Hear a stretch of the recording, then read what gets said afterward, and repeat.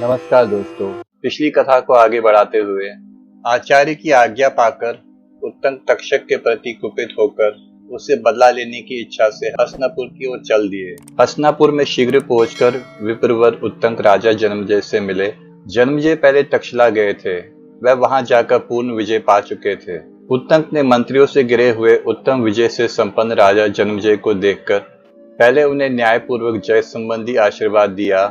उसके बाद उचित समय पर उपयुक्त शब्दों का चयन करते हुए इस प्रकार कहा, हे राजन, तुम्हारे लिए करने योग्य दूसरा कार्य उपस्थित हो, वहां अज्ञानवश तुम कोई और ही कार्य कर रहे हो। उग्र श्रवाजी कहते हैं, उत्तंक के ऐसा कहने पर जन्मेजय ने उन द्विजश्रेष्ठ का विधि पूर्वक पूजन किया और इस प्रकार कहा।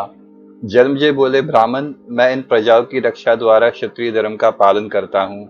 बताइए, आज मेरे करने योग्य कौन सा कार्य उपस्थित है जिसके कारण आप यहाँ पधारे हैं। उग्र श्रवाजी कहते हैं कि राजा जन्मेजय के कहने पर उत्तंक ने कहा, महाराज, वह कार्य मेरा नहीं आपका ही है, आप उसे अवश्य कीजिए।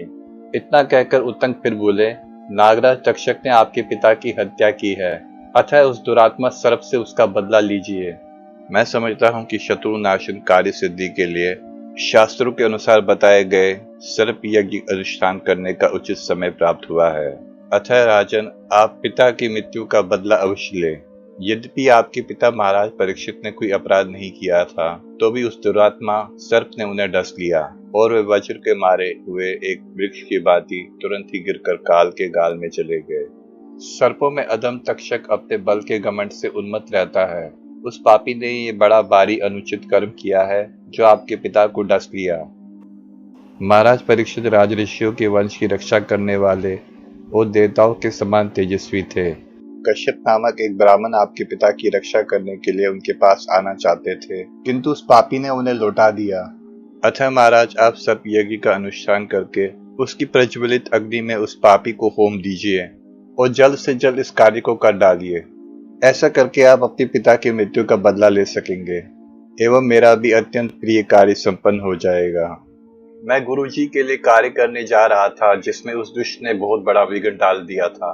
उग्र श्रवाजी कहते हैं, महर्षियों, ये समाचार सुनकर राजा जन्मेजय तक्षक पर कुपित हो उठे।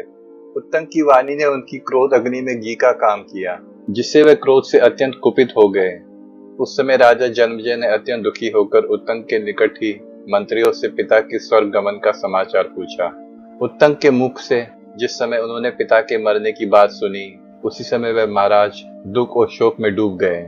इस प्रकार महाभारत के आदि पर्व का तीसरा भाग पूरा होता है। इसके बाद चौथा अध्याय शुरू होता है।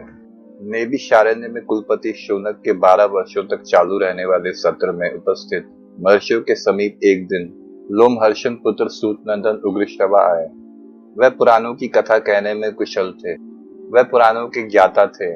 उन्होंने पुराण विद्या में बहुत परिश्रम किया था।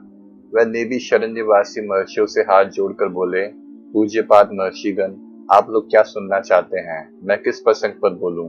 तब ऋषियों ने उनसे कहा, लोमहर्षण कुमार, आपको उत्तम प्रसंग बतलाएंगे और कथा प्रसंग प्रारंभ होने पर सुनने की इच्छा रखने वाले हम लोगों के समक्ष आप बहुत सी कथाएं कहेंगे। किंतु इस समय कुलपति भगवान शौनक जी अभी अग्नि उपासना में संलग्न है। वह देवताओं और असुरों से संबंध रखने वाली बहुत सी दिव्य कथाएं जानते हैं। मनुष्यों, नागों तथा गंधर्वों की कथाओं से भी वह सर्वथा परिचित हैं। सूत नंदन व विद्वान कुलपति शौनक जी भी इस यज्ञ में उपस्थित हैं। वह चतुर, उत्तम व्रतधारी तथा बुद्धिमान है। शास्त्र में श्रुति, स्मृति, इतिहास, पुराण तथा आरण्यक, बृहदारण्यक के भी वे आचार्य हैं।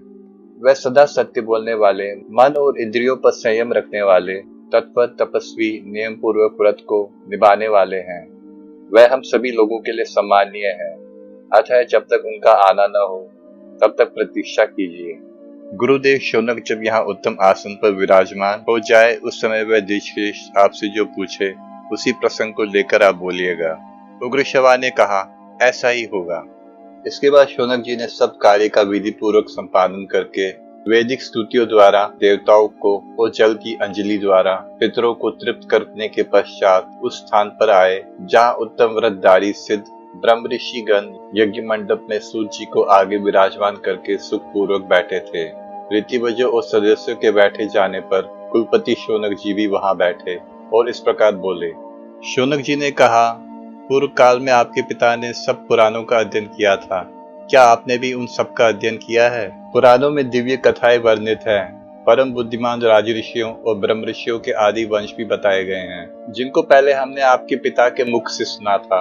उनमें से प्रथम तो मैं भृगु वंश का ही वर्णन सुनना चाहता हूँ। अतः आप इसी से संबंध रखने वाली कथा कहिए। हम सब आपकी कथा सुनने के लिए उत्सुक हैं। उग्रश्रवा कहते हैं, भृगुनंदन, वैशंपायन आदि ब्राह्मणों और महात्मा द्विजवरों ने पूर्व काल में जो पुराण भली भांति पढ़ा था और उन विद्वानों ने जिस प्रकार पुराण का वर्णन किया है वह सब मुझे ज्ञात है। भृगुनंदन, आप पहले उस सर्वश्रेष्ठ भृगुवंश का वर्णन सुनिए जो देवता, इंद्र, ऋषि और मरुदगणों से पूजित है। इस वीडियो को शेयर करें, लाइक करें और महाभारत कथा से जुड़ी विशेष जानकारी के लिए चैनल को सब्सक्राइब करें। जय श्री राम।